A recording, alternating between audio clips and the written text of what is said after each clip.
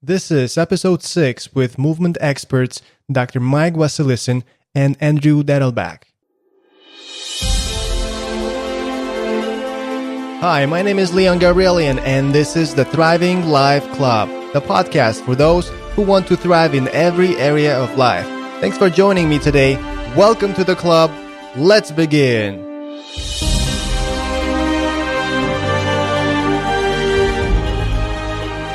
Considering the fact that as long as we live on this planet, we will need a physical body in order to interact with our environment.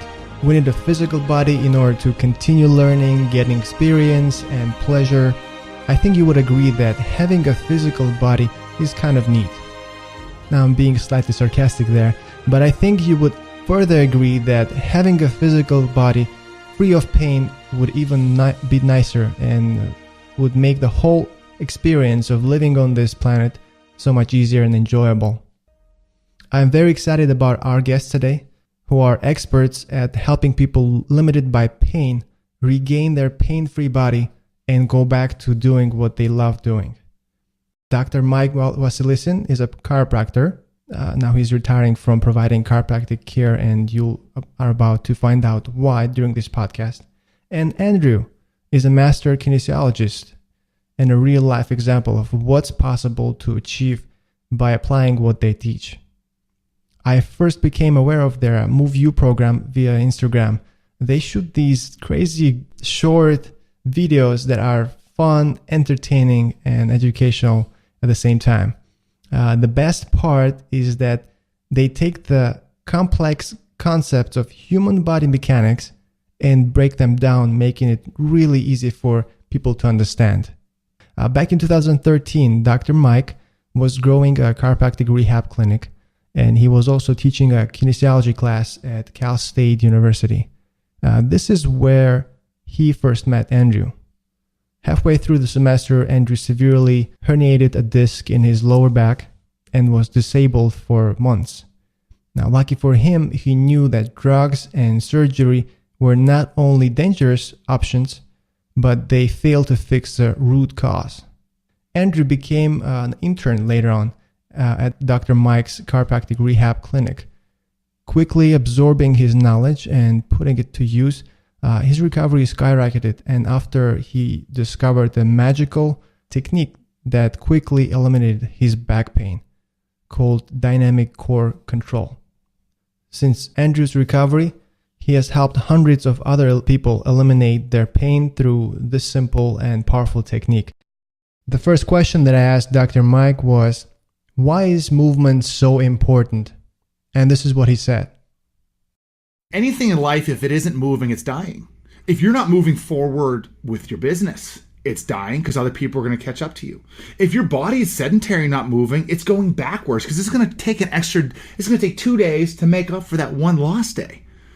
Movement brings energy. And not only movement, let's go just one layer deeper for a moment, and it's proper movement. Because anybody can go walk and play tennis and swing some stuff around, but it's how you're doing it. The body is actually designed to be there's 7 different parts of the body. Each one's designed to have its own specific aligned position. And when they all work together, it orchestrates this beautiful, harmonious movement. That's true movement. And that's what people strive. Once people really understand movement, that's what they strive to achieve, is that level. And what is human body mechanics by definition? Good question. Human body mechanics goes back to the mid-1600s. But it is the math and it's the science behind movement. Body mechanics is as simple as just the way a car will work, how certain gears turn other gears. And you could see that if there's an alignment issue on this, it's going to cause these problems. And human body mechanics is the mathematics and science behind movement. Like, we can measure, if someone has their head 3 inches forward, that 12-pound head now becomes 50 pounds because of when the head goes forward, you got force times the distance of the lever arm times the weight of the head, blah, blah, blah, equals 50. So it is the science and mathematics behind human movement, which was previous concept, Leon. It's been very, very difficult for the average person without knowledge to understand that. And my job, what I do behind the scenes, is I'm a translator. I get all that complex stuff and I try to make it really, really easy for people to understand. Really easy. Albert Einstein says if you can't explain it simply, you don't understand it well enough. So my job is to break down the complex stuff and make it so the whole world can understand it in a simple, fun way. Thank you, Dr. Mike. I've heard that, but the simple fact of sitting down can cause physical pain over time. What are some other things that we do on a daily basis that we take for granted that can hurt us over time? Sitting is probably number one because it alters the natural mechanics over time. If it puts your body in a certain position, an incorrect position, and then you can do all the yoga you want and all the strength training, you're actually just building muscle around a twisted frame. That's what you're doing. That's one. There is a very common imbalance that we see with people where they have a rotated hip. One hip, their right hip, and this is in almost everybody, their left hip is rotated forward in relation to their right hip. It creates something called torque in their pelvis, and it makes one leg appear shorter than the other one. And along with that, people have a high shoulder on the left-hand side. Most people have developed this. We think it has to do with driving. It doesn't seem to be a difference between right-handed and left-handed people. I've measured the pelvic tilt on over 4,000 people. I think I have more research on that than any research paper that's ever been done. That is, we believe that's driving. We believe that has an impact on that. And sitting is one. Leon, it's really, all that though, it's unconscious movement, I would say, is the number one problem. Unconscious movement, meaning your brain is focused not on what your body is doing. It's focused on cooking the kids breakfast, doing these things, and your body is just flopping around for the ride. Unconscious movement creates probably all of the problems, because you could sit and work on your movement while you sit. And the only way to gain conscious control is to learn how each piece is supposed to work.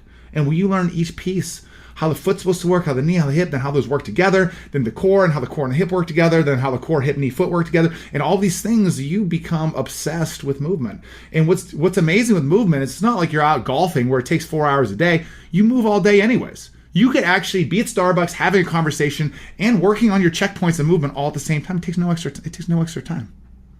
It's free. You're already standing there. So it's unconscious movement.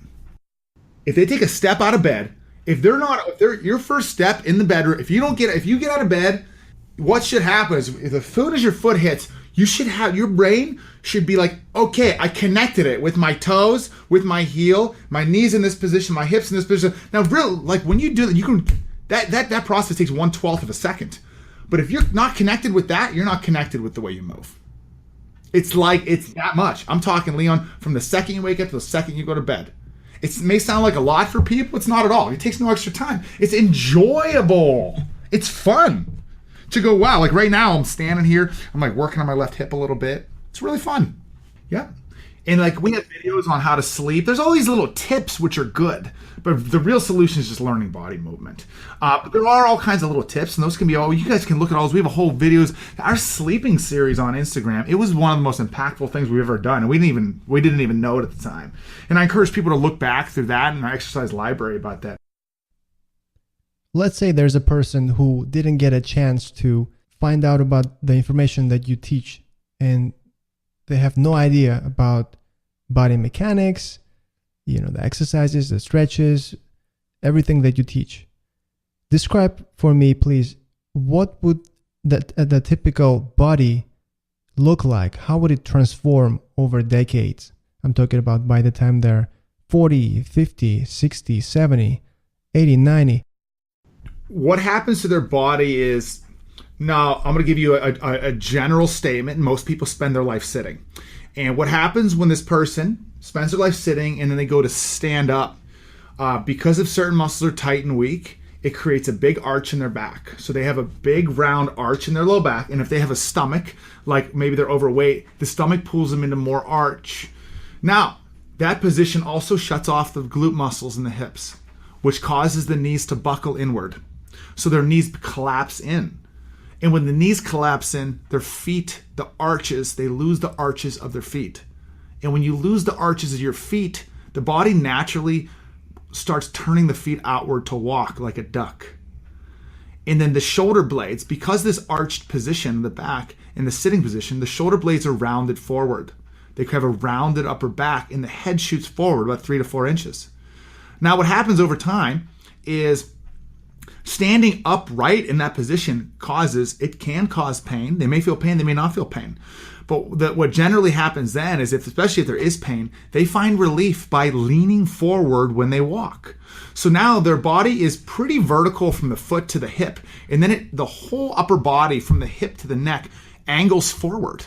And then the result of that, when they're 60 years old or so, is it creates so much stress in the low back muscles that they become fatigued and they can't walk for long. And that's when somebody then would start to use a crutch or a cane. And then that is their new support system. And then after the crutch or cane comes a walker. And after the walker comes a wheelchair. And that's generally the life cycle of somebody who is unaware of movement, who does not move. And they also make general excuses about why they can't do the things they used to, why they don't golf anymore. Oh, I'm getting old. Oh, it's this. They're able to latch on to excuses about why they're not doing those anymore. It's a process that we see evolving. We see that process starting as early as 18 years old in some people. Maybe it's gravity. It's going to push people down, Leon, over time in your whole, because you'll never beat gravity unless you live on Mars. Even then you got some gravity. But you'll never beat it. You'll never win. You're always fighting it though, but life is a fight and it's a struggle, and we always struggle, and it's just how you fight that battle. And it's worth fighting for, to live with, be able to move, because it opens up possibilities to travel and to be free and to have great relationships, a great sex life, and all the great things that go along with that. Confidence. Awesome. Thank you. Do you have any thoughts on the current medical industry and specifically chiropractic care? As a chiropractor myself, I say I'm a retired chiropractor. It's hard to say. I could say confidently that I've worked on about 10,000 patients. I could say at about 30 times out of that 10,000 that the adjustment truly changed their life. Like there was a rib, there was a joint, there was something that was just grossly out of alignment that they would never have been able to, or I don't know how they would have been able to realign that themselves without outside assistance. I'd say for the other 9,970 times, the adjustment itself is a tool to help give people instant mobility and very fast pain relief. Now, with the wrong mindset, that pain relief, here's the thing, Leon. This is where this is something that's not talked about, is that we're designed humans for, in a way, it's to do as little as we have to do. So, for example, if you wear barefoot shoes, like if you're walking around barefoot, you must learn how to use your feet. You have to. Stuff hurts. It hurts to run barefoot. If you do it wrong, you got to be conscious. You got to be slick. But if you put on big cushion shoes, your brain literally shuts off your foot because it doesn't need to, because it's being supported and everything. And that comes with a long-term consequence. Adjustments, pain, Leon, pain is a motivator. And if someone's in pain, they get adjusted and that pain goes away. That person can and often does use chiropractic as this quick symptom relief. Hey, I go to my chiropractor twice a month. It keeps the pain away. Does it? The mechanics are altered. That's why there is pain. Adjustments do not fix mechanics. They could give people a short window into a little insight into what being pain-free may look like for a moment, but just like anything in life, things that come with ease and come quickly leave just as fast. So I'm really, and you've got to add it to chiropractic itself, like I just said, can be beneficial with that, but there's a whole another side, is pretty much everybody has their own agenda. And chiropractors, they got to pay their bills. They have scarcity mentality. Most chiropractors, most of them, they measure their success on how many times that they see a patient per year. Oh, I see a patient 52 times a year. How do you do 52? I only see him 8 times a year. Well, you got to do this video. You got to tell him this and that. So it becomes this game about how to extract as much money as possible from the patient.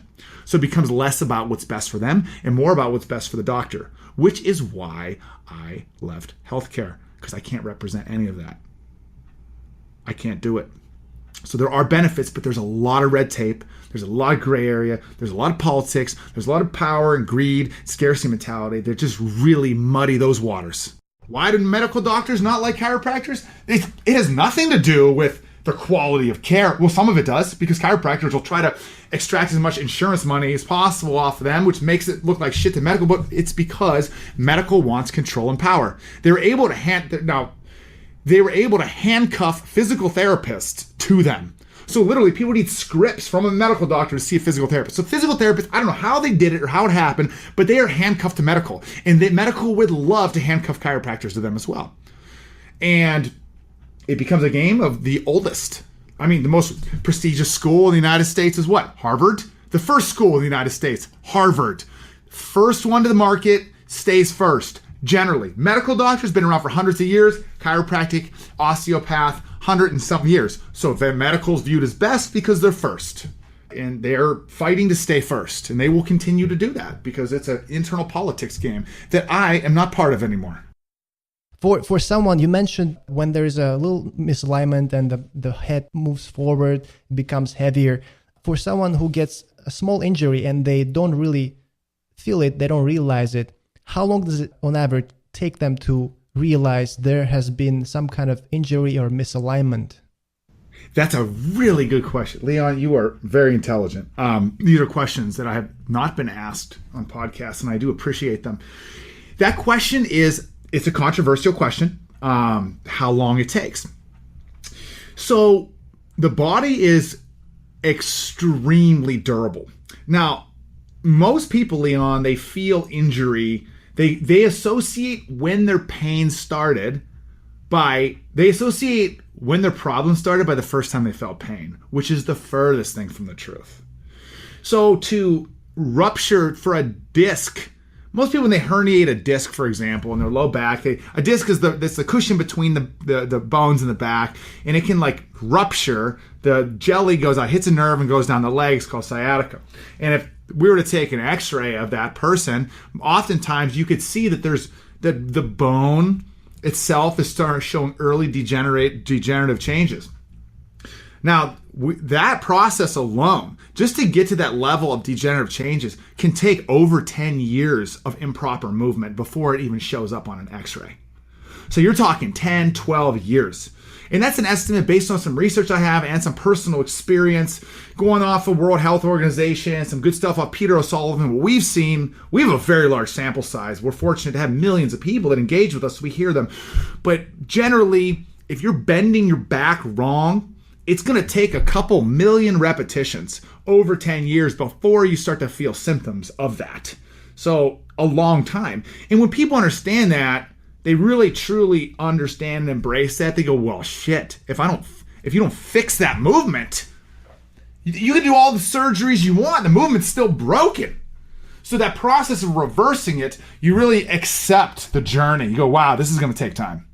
But the process is not, it's not a bad process. It's not like you're standing in a line at the DMV. This process is enjoyable. You like make progress and learn like life lessons and improve and end up stronger, improving your confidence and your posture and your self-power. So the process is really enjoyable, which is what a lot of people, it just has never been perceived as enjoyable because pain's always been viewed as a negative thing.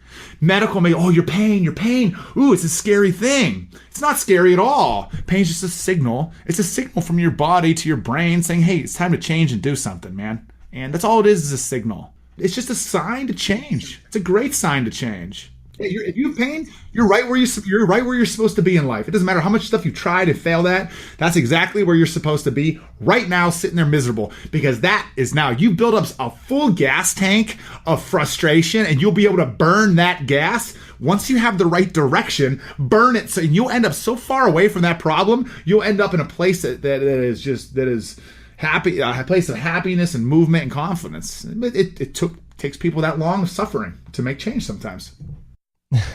That's a great way to look at it. Talking about direction, tell me a little bit about the Move You program. Yeah, the program is an evolution, that is for sure.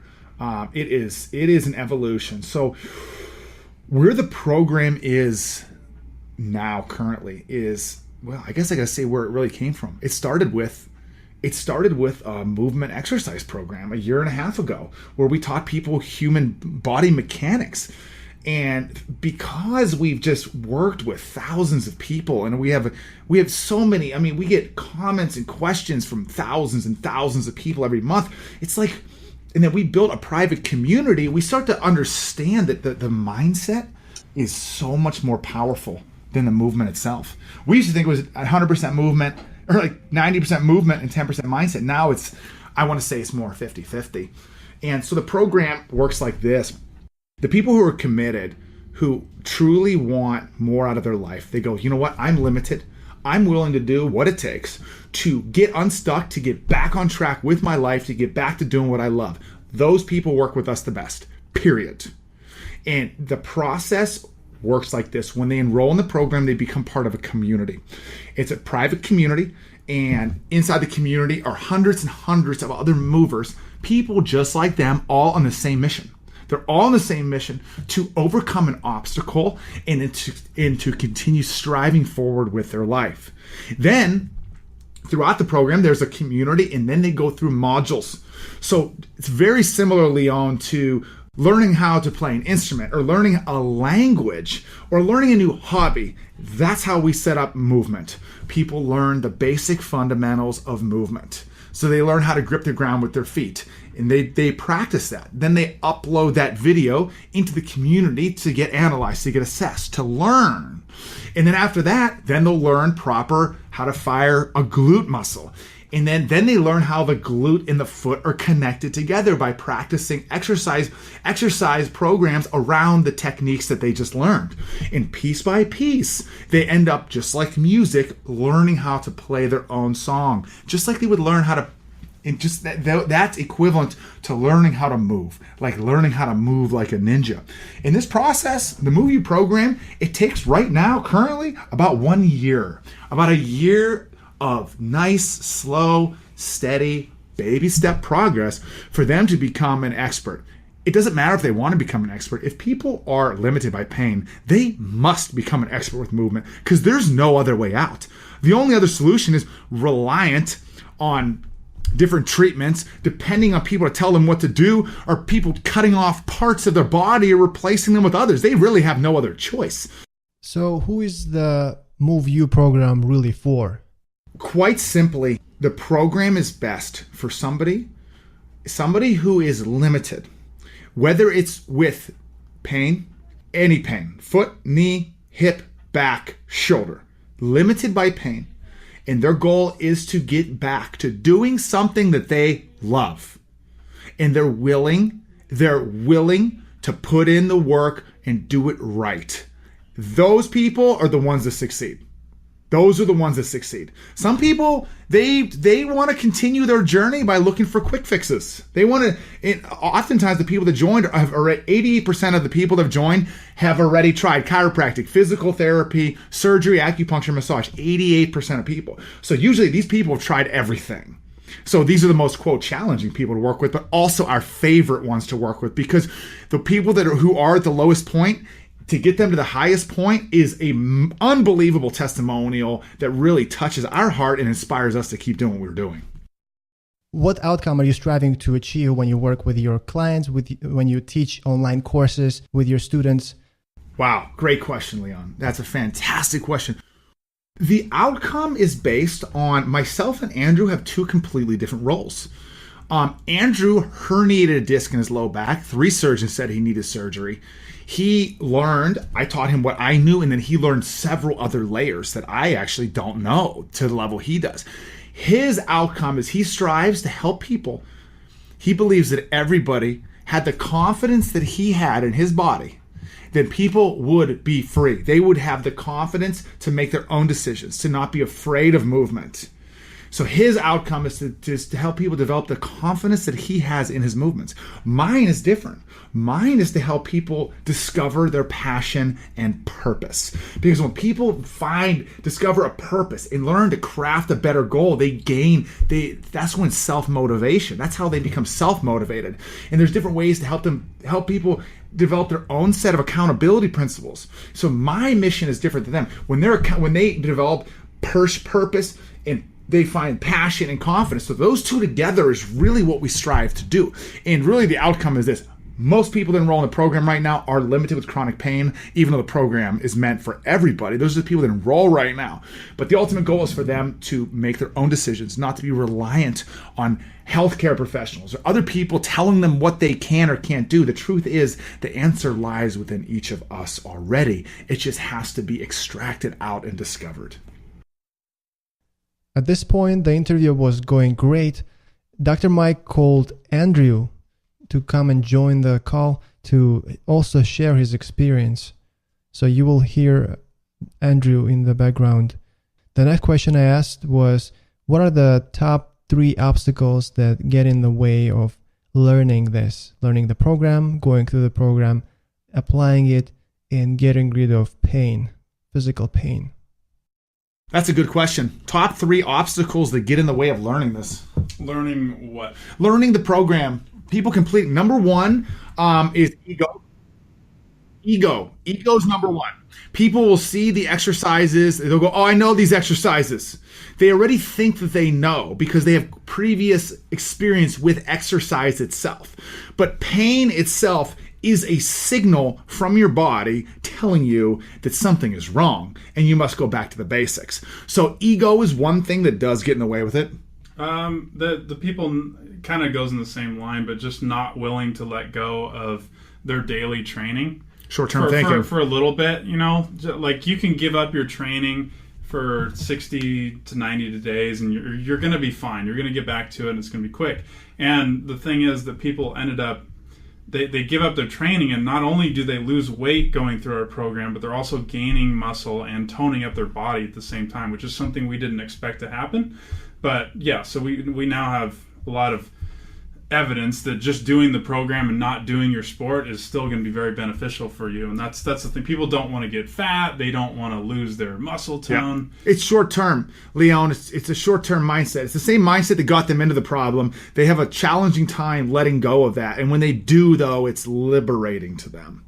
Third obstacle that gets in their way. So short term mindset, ego, community. Yeah. So that's community. The other one. People that don't get involved with the private community, they try to do it on themselves just by watching videos. The community aspect has proved to be far more powerful than we ever thought possible. So the people that try to do it on their own, they think they're doing it right, but really, Leon, when somebody, like for example, we hip hinge, that's the ability, that's when you push your hips backwards and initiate, for everyone out there, like a deadlift motion. We do that 3,500 times a day on average to some degree. So, and to develop chronic disc problems like a herniation, you're talking 2 to 3 million repetitions over 12 years of doing it wrong. And these subtleties are not seen by their eye because people don't know what they don't know. And they can't spot that yet. But people in the community can see those small subtleties that are causing the problems. So the community, lack of involvement in the community, ego, short-term mindset. Yeah, and if you notice, all of those things are not related to pain. They're all related to your brain and what your thoughts are. Great question. What are the specific strategies to unlock those obstacles? Things that you implement to help them unlock those? Specific strategies to help unlock them. Well, we built that in the program. I think number 1 is inspiring them to enroll in the community and making it mandatory for them to get in the community. And because when they do get in the community, they see other people's success stories and they become inspired. It's the way that they communicate as well. So the people that have been in the program for a while, they don't use the words like can't, hope. They don't use words like but. All of those words are very limiting, and they kind of get you off the hook if you don't succeed. But I'm 62 years old. But I'm old. Yeah, exactly. But blah. It's all bullshit. They're excuses. Or I need to, or I will. It's just, you get rid of all that and just say, I am. Yep. Right now, I am. Yeah, we could tell. We help them reframe their thinking. Is, I guess, the answer to give you is we help them reframe the way they think, and that helps them get down both of those obstacles. What if someone actually utilized all the lessons and used the program, Move You program, and lived into it? What would their life look like in 30 days, 90 days, or 1 year? So 30 days in, the people that they've been focused on the movements. They think about their movements all the time and their pain. And when they hit that 30-day mark, they start to realize that there's more to their injury and their pain than just movement. They start to understand that this is a process that is going to take a lifetime. They stop saying, they usually say, I finished 30 days and I'm starting the next, I forget how they always say this. They always say this, Leon. They go, I'm just beginning, or I've got a long way to go. They always put that at the end. It's like they get specific and say 22,000 more days left. Mm-hmm. Like however long your lifespan is, a lot of people put that. Like, I'm going to be working on this for the rest of my life. 60 days in, people their mindset is hugely improved. Their pain is usually decreased or just completely gone, and yet they're still completely focused on the program. They aren't in their sport yet, and they're invested in understanding their body and how it's going to move. 90 days in, people start to complete the program, and they realize there's a lot more to it, and they start to go to phase 2, and then they keep doing that. They keep focusing on the workouts over and over and over. It's not like we provided them with a daily workout. There's, I'd say, 60, 70 workouts in phase 1 and the same in phase 2. So they're cycling through the same things, and they start to create their own workouts and understanding that doing these things daily, not just in a workout setting, but in their office, on their way to work, doing these things all the time, they become extremely connected with their body, and they're very confident. You look at the person, they're beautiful, they're young, shining, their life is, just perfect, seems perfect. Everything is going great. They work out, they build biceps, they build triceps, they go and lift weights, and they're doing all this kind of diets, everything perfect. But if they're not moving the right way, the way nature intended, the way the body was made to move, these small incorrect movements are repeated over and over again, million times over years, just like you said, over 10 years. After 10 years, their body might start breaking down all of a sudden, not because of an injury that happened 10 years later, but a slight injury that happened 10 years ago that could have been avoided or could have been fixed by moving properly. Right. Leon, spot on. And it was one of my favorite books in Robert Greene, I think it was Mastery or 48 Laws of Power, but he talks about it. He's like, the Greek gods view these humans as these mortals who just bounce from one emergency in their life to the other, while these gods are able to see 20, 30 years into the future. And when you can see that far in the future, you can see obstacles that are 5 years out, 2 years out, and you can make tiny little adjustments and get around them. But that obstacle becomes so much bigger and bigger the closer it gets, and you go, holy shit, how am I going to get around it? So after you learn and truly embrace body movement, you'll see problems 10, 20 years in front of you. You go, wow, my foot is doing this. But you already know that if you just do these little things, you can avoid it. And that is so empowering to see that far in the future. What is one thing that person can do in order to shift their future and the direction they're going in 1 degree that is going to make a big impact over the years? So what is number one thing they can do that will change the direction for them? They got to discover what they want, what they really want out of their own life. Not what their parents told them, not what their boss told them, not what the doctor told them, not what anybody else said they should do with their life, not what society wants them to do. They have to write down on paper what they want out of their life. Okay, and what is the second step? The second step is to tell everybody that they are going to do that. And then third one? Well, forget Move You. Like, I don't care if people go through Move You. There's other ways that they can improve. But the next step after that is they're going to have, if they do that right, Leon, if they actually take time, these goals, they don't just pop out of your head. You got to carve them. We have a game, and I recommend people go on our website, and we have a free program. And the first game's called Can I Am, and it helps people set a clear goal. It's free. What's the website address? MoveU.com, MOVE, the letter U.com. It's called Can I Am. It helps people say it starts people really easy with what they want to do. Then it helps them find why that's important, Leon, because they have to discover why. So once they discover what they want and why that's important to them, now they have some internal motivation, but they don't have any accountability yet. Accountability happens whenever you tell the world, or at least X amount of people, that you are going to do something and achieve it. And you're going to do it for yourself. And then so after they've done those two things, it's time for them to find a plan or people around them, a plan, a person, a system, somebody, something out there that's they're confident that will help them get closer to that goal. And it usually means a sacrifice, taking things off your plate that aren't important, that aren't helping you move in that direction. So then it's going to be finding that strategy, and it's going to be executing it. And there we have it. Another amazing guest has visited our club. Make sure to subscribe to the Thriving Life Club podcast on your favorite app.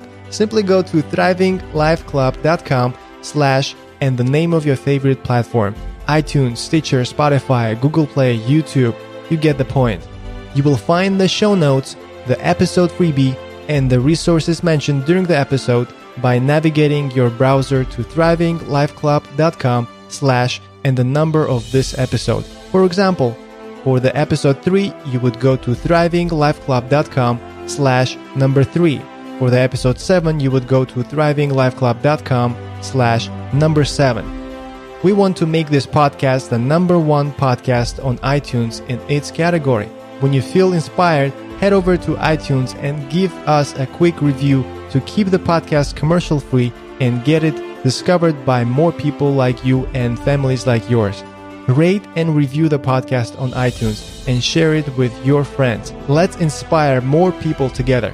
And until the next episode, just remember, start where you are, use what you have, do what you can, live a thriving life.